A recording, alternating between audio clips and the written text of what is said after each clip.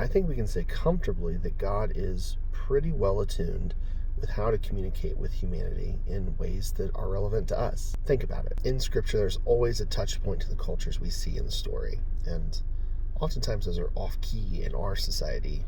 The blood covenants of Abraham, circumcision, head coverings, strict diets. There's lots of examples here of things that might seem odd to us today. And more often, the pressure today is how we relate. Are these practices a special, unique showing of faith? Or are these practices given to a specific people with a set understanding of how humanity and the divine interact? Looking at almost every instance, God is doing something unique and specific with these people. That is, He's working with them on terms they'll understand. And logically, that makes perfect sense. God can't work that way with mankind. He always has to come down to mankind's level to communicate with them, or else we wouldn't make sense of anything God was doing. Each culture, each set of practices will be unique.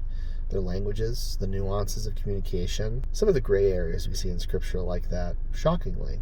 I see people with a biblical education trying to drum up support for practices that are stuck in antiquity. People arguing we return to a sacrificial system, to polygamy. Like that's part of the biblical design, according to these folks, to head covering practices, foot washing, these other ideas. Guys, while a certain subculture today may lash on to a few of these, again, we can't say every practice in those days was prescriptive. Worst of all, it breaks down unity at an exponential rate. I think it really is one of the bigger threats to church unity today. The concern that we have to solidify all of our understanding to be like that, of the ideal church, be that the first century or otherwise.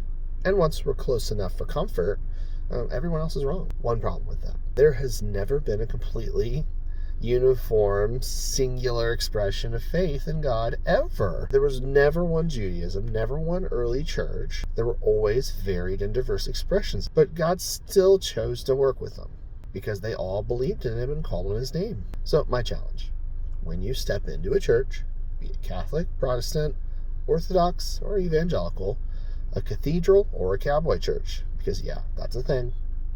Whatever expression of church was appropriate to fit the culture, God showed up in that place to change lives, reclaim them to Himself. So don't neglect that. Even with disputes and disagreements, no human being is our enemy, and our allies are in the strangest places, and Jesus is their Lord too. So don't fret, and be united in spite of the differences, because Jesus wants that too.